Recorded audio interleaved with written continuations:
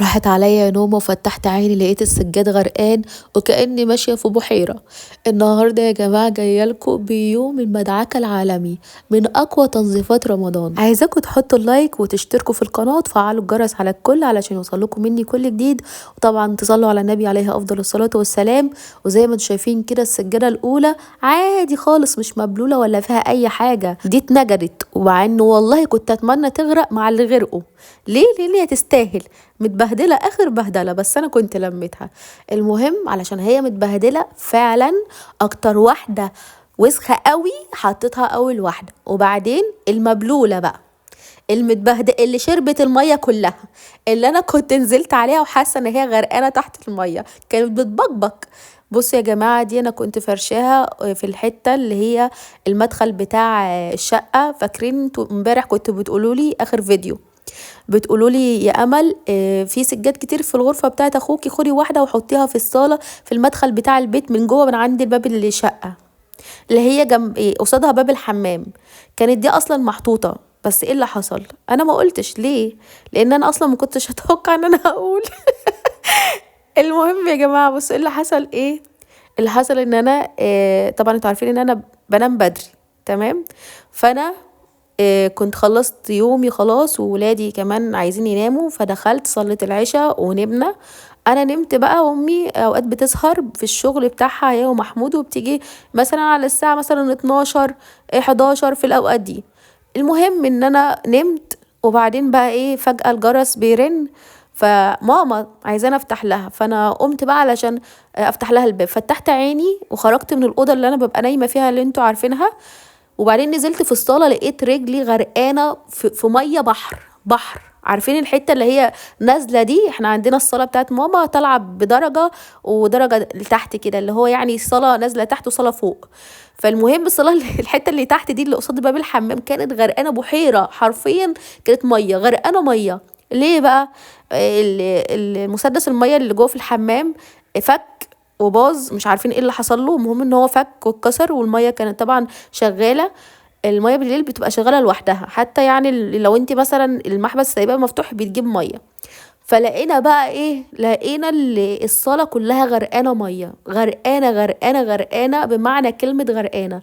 انا اصلا اول ما حطيت رجلي وحسيت بالميه انا قلت لنفسي انا بحلم ولا ايه. بس اول ما نورت النور وشفت المنظر اتخضيت ومبقتش عارفه اقول لماما ايه. هي اصلا دخلت خدت الصدمه اللي هو ايه ده، ايه اللي حصل ده؟ هو البيت ناقص؟ ده هو غرقان لوحده يبقى بره وجوه. والله زي ما بقول لكم كده، ما بقتش عارفه اقول لها ايه. قلت لها والله ما اعرف، انا كنت نايمه فتحت عيني لقيت الدنيا غرقانه، وانا والله بجد ما اعرف يعني. حتى انا لو حسيت بحاجه زي كده اكيد مش هسيبها. فالمهم راحت هي بقى زعلت قوي، فراحت قالت لي طب نشوف نعمل ايه ومش عارفه ايه. فقلت لها طيب بصي انا كده كده هغسل السجاد، سيبها غرقانه زي ما هي وانا ابقى اغسل السجاد فيها.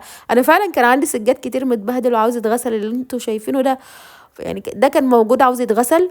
والسجاده اللي غرقت عايزه تتغسل كده كده كنت هغسلها، غير السجاده المعفنه اللي هي تحت خالص اول واحده حطيتها كانت محتاجه تتغسل. وانا كنت دايما بقول لكم هنغسل سجاد والسجاد عاوز يتغسل، بس انا مش عارفه استعد ازاي، جو ساقعه والواحد اصلا شايل هم ومش عارفه ايه. فجت من عند ربنا، فقلت لها سيب الميه يعني ابلبط فيها براحتي ترعى كده، انا فرحانه بيها والله.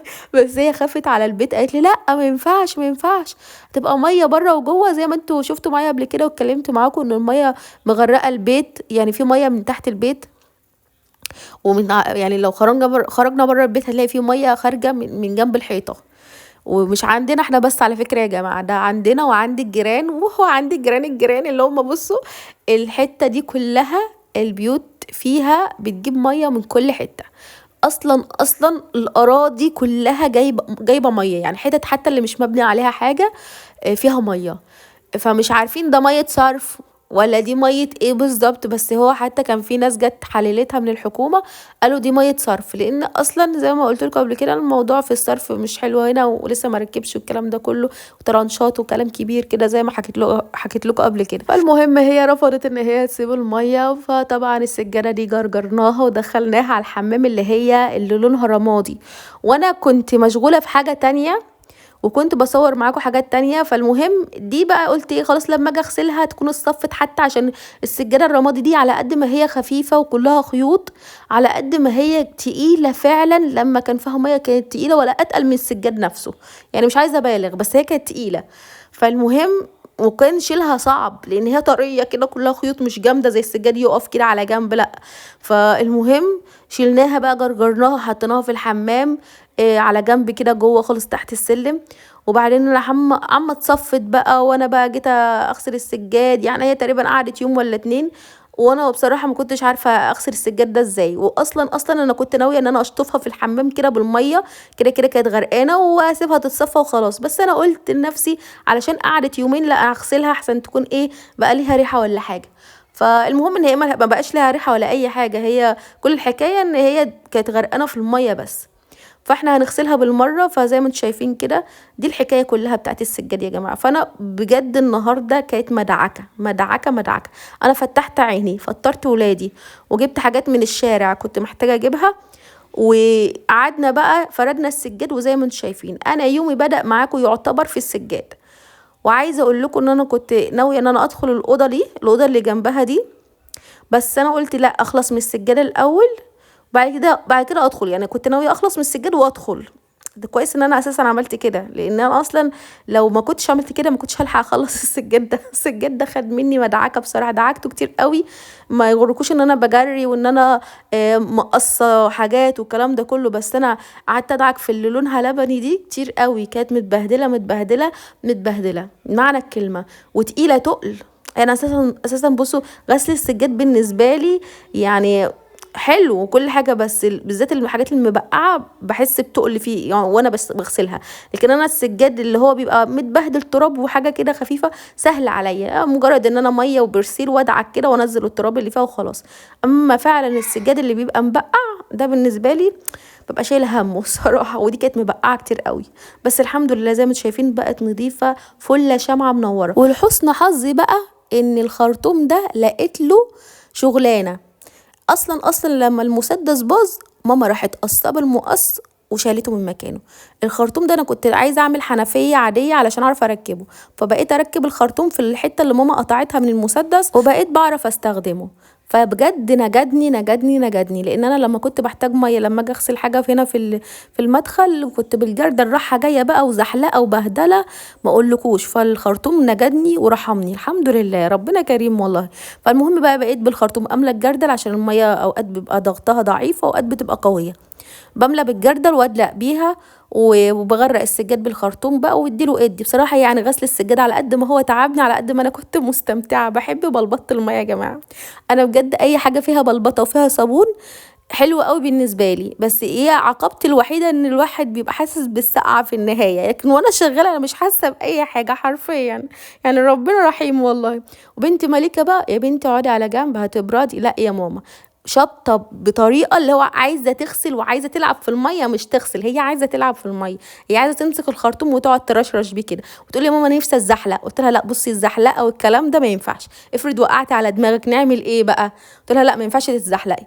فالمهم قالت لي طب خلاص انا هملى لك ميه، انا هرش لك ميه، انا مش عارفه ايه، وحواليا كده زي ما انتم شايفين.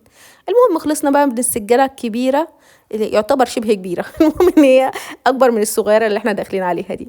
خلصنا منها الحمد لله ونطفت. هنا بقى ننزل على السجاده الصغيره دي، برضه هندعك فيها ونرشرش ميه وندلدق بقى ونغرق الدنيا. احنا حرفيا غرقنا الدنيا. وهتقولي لي طب الميه دي بتروح فين؟ هقول لكم على الشارع. هتقولي لي طب انت كده غرقت الشارع ميه؟ هقول لكم هو كده كده غرقان، يعني انا اللي غرقته في النهايه. هو كده كده غرقان. بس الحمد لله احنا عندنا قدام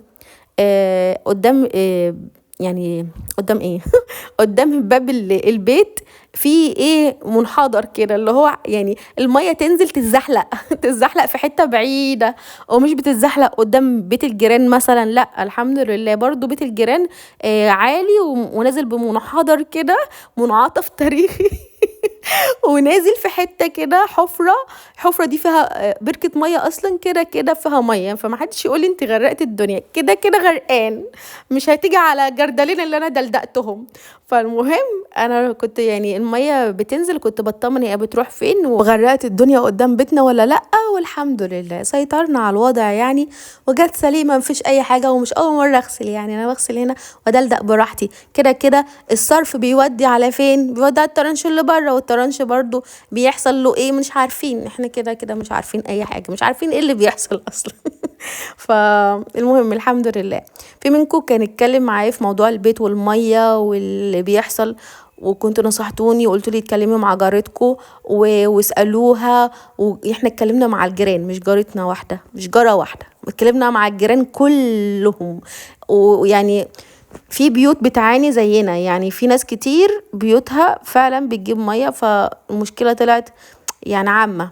فالمهم احنا برضو يعني مش ساكتين ومش هنسكت. يعني مثلا ماما بتقول لي قدام شويه ربنا يكرم كده وتشوف حل، تجيب مهندس، تجيب اي حد، بس الموضوع بيبقى مكلف شويه. في ناس قالت لنا يا امل، في ناس بتيجي لو في مثلا ماسوره ضرب ولا حاجه بيجيبوا جهاز بيكشفوا بيه، بيعرفوا المكان. احنا اتصلنا بيهم، بس عايزه اقول لكم عارفين الكشف بس، كشف بس مش هيعمل حاجه. الكشف بس مش عارفه قلب 6000 جنيه ولا ايه، غير بقى لو في حاجه يعملها. فالموضوع مكلف. امي وافقت رغم ان هو كده وافقت، بس اول ما عرفوا ان في طرنشات رفضوا يجوا، يعني محدش رضي ان هو يجي وما بقوش يردوا. هي شركة واحدة اللي كنا نعرفها، فانا اللي كنت جبتها من على النت. فالمهم يعني خير ان شاء الله، برضو اللي عايزه ربنا هيكون. المهم بقى ايه، زي ما انتم شايفين التانية الحمد لله نطفت. عايزه اقول لكم ان الصغيره دي بقى كانت فعلا بلوى سودا، متبهدله. بس برضو نرجع نقول الحمد لله نطفت. ننزل بقى على اللي تحتها، التهمه الكبيره، لا مش الكبيره قوي دي، اللي قبلها كبيره تحت، هي التهمه الكبيره فعلا تحت. اللي تحت دي يا جماعه خدت مني مجهود ما اقولكوش، مع ان هي مش سجاده اصلا. يعني عايزه اقول لكم اللي انا اكتشفته، سجاده مش سجاده، كده كده لو متوسخه فعلا هيطلع عينك. هيطلع عينك. في الفكره في ايه، هي مبقعه ولا لا؟ اللي تحت كانت فعلا مبقعه، دي كانت سهله. ليه؟ لان هي غرقانه اصلا، كانت غرقانه اصلا في الميه، ومش متوسخه ولا متبقعه. هي بس فكره ان هي كانت غرقانه في ميه، وممكن تكون كانت متعفره قبلها، ففيها شويه تراب، فبسيطه، فاهمه، بسيطه. اما اللي تحت مبقعه، متبهدله، طلع عين اللي جابوها علشان فاتحه طبعا، ولان احنا في بيت عيله، وزي ما انتوا بتشوفوا معايا اوقات الصاله قد ايه متبهدله. ولان امي اصلا كانت بتقول ان هي غسلاها، وكانت غسلاها على قدها، يعني ما بتقدرش ان هي تضع كويس يعني، فكتر خيرها برضو. فكانت شبه مغسوله ومش مغسوله، فيعني احنا كملنا عليها. فالمهم بقى ايه، بصراحه خدت مجهود كبير بامانه، اتفرمت. معنى كلمه اتفرمت. فالمهم بقى انا كنت غسلت بقى الوش ده، وهقلب على الوش التاني، ندعكها بقى وندلدق ميه. وما اقولكوش بقى على دلدقه ميه، انا عايزه اعيشكوا شويه كده في موضوع الميه ده. بس المشكله ان مليكه بنتي كانت جايبه لي الضغط، كل شويه ابعدي يا بنتي، ابعدي يا بنتي، والف في السجاده واجيبها شمال واجيبها يمين. انا كنت خلاص يعني، انا اتغسلت مع السجاد اصلا.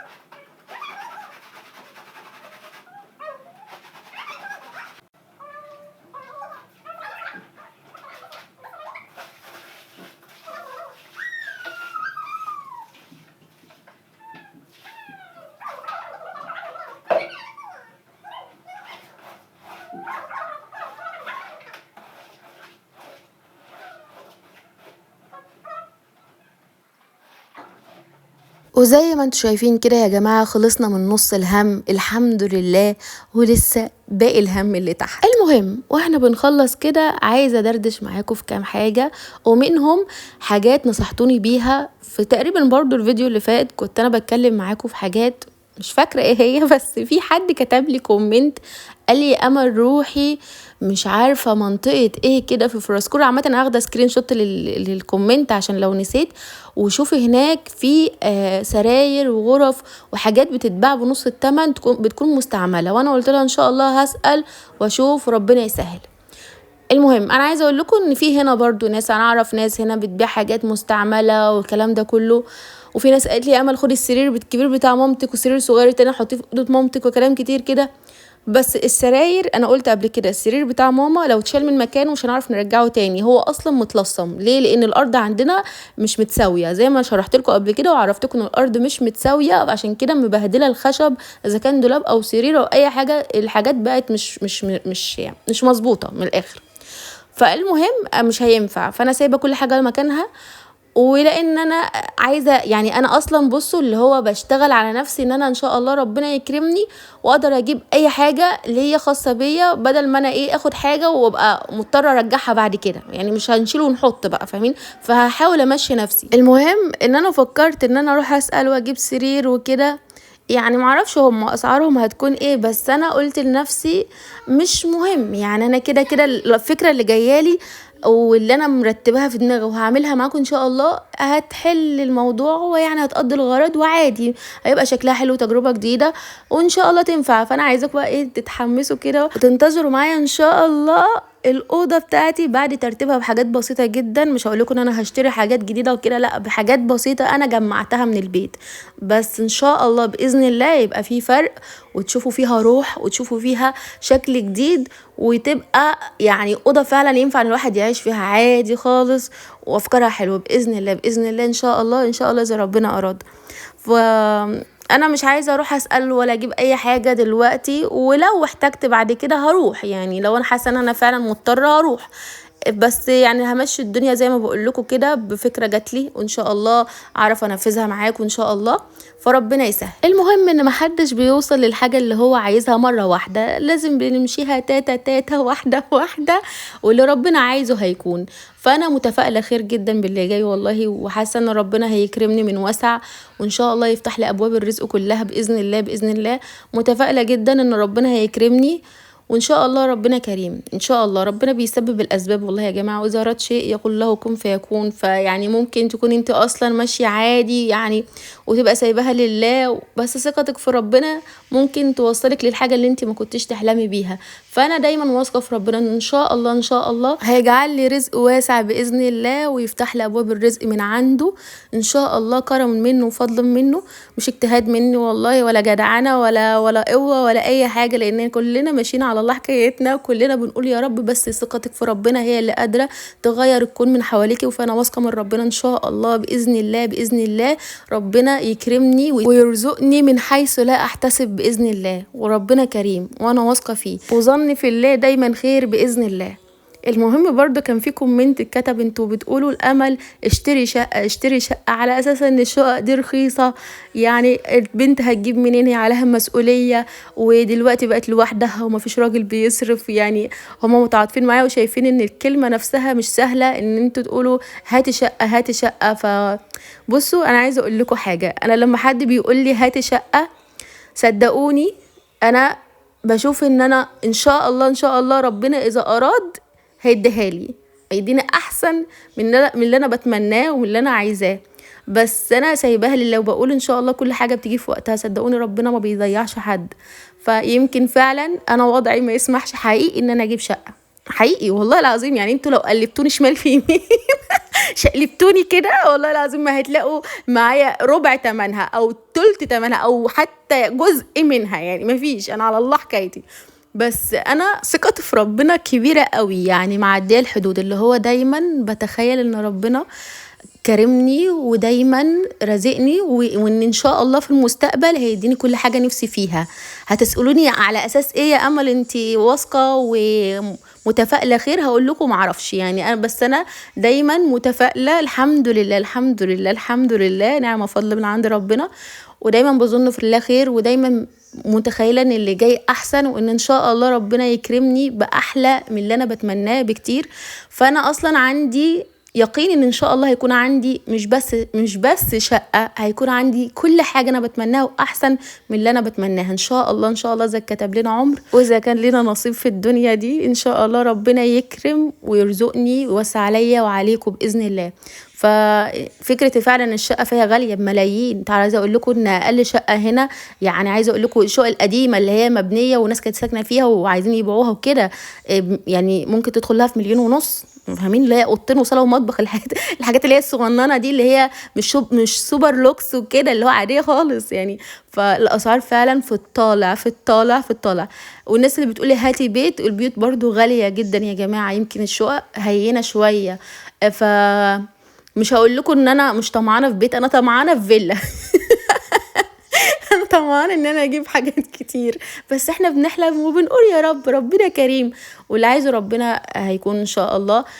نتفائل خير ونقول يا رب ونسعى، ومفيش حاجه بعيده عن ربنا. والله يا جماعه ربنا يعني قادر يغير الكون من حواليك حقيقي، من غير ما انتي تعملي مجهود. هو سبحان الله لو عايز كده هيكون كده، يعني مفيش حاجه كبيره على ربنا. اذا كان خلقنا وادانا نعم كتير قوي، فسبحان الله، وغنى ناس وفقر ناس، دي بتاعت ربنا ودي ارزاق.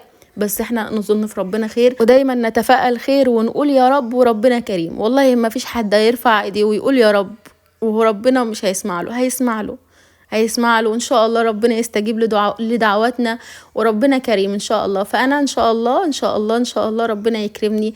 عايزاكم تتفائلوا معايا، وكل حد نفسه في حاجة وبيحلم بحاجة ادعوا وقول يا رب، ودايما احلم وتخيل ان هي هتكون معاك. دايما لما تفكري فكري ان الحاجة دي هتكون في ايدك. احلمي، الحلم مش حرام ومش عيب. معلش، انت حتى لو بتحلمي في فيلا احلمي من حقك، احلمي براحتك.